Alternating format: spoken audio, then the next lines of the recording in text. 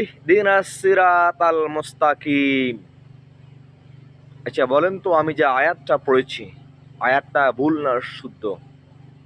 আমি জানি সবাই বলবেন এটা অশুদ্ধ, এটা ভুল, কারণ আমি বলেছি সিরাতাল, শব্দটা হবে সিরতল, এখানে তা না তোয়া, তল।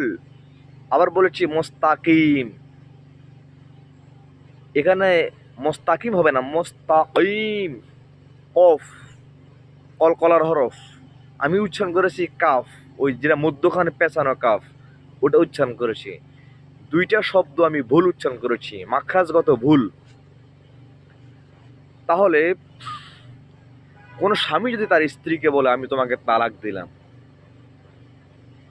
এবং এই কথা বলার পরে স্বামী যখন কোনো মুফতি সাহেবের কাছে যায়, মুফতি সাহেব বলে তালাক হয়ে গেছে, আমার কথা হচ্ছে এখানে তো স্বামী ভুল উচ্চারণ করেছে, শব্দটা তালাক না, তলাক।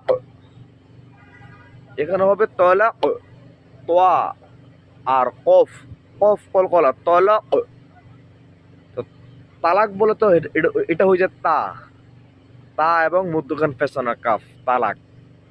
তো উচ্চারণটা এখানে ভুল উচ্চারণ করেছে।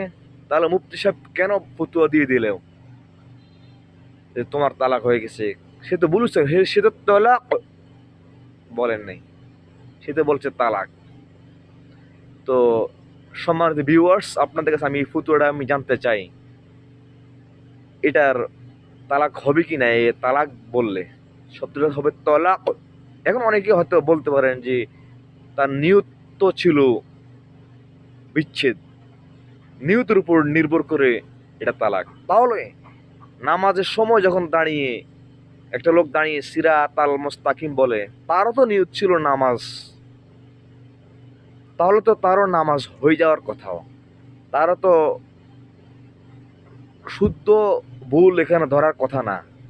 তাহলে কেন তার নামাজ ভঙ্গ হবে? এটার ব্যাখ্যা কি আপনাদের কাছে আমি জানতে চাই। যদি কারো কাছে এটার ব্যাখ্যা জানা থাকে আমাকে একটু জানাবেন প্লিজ।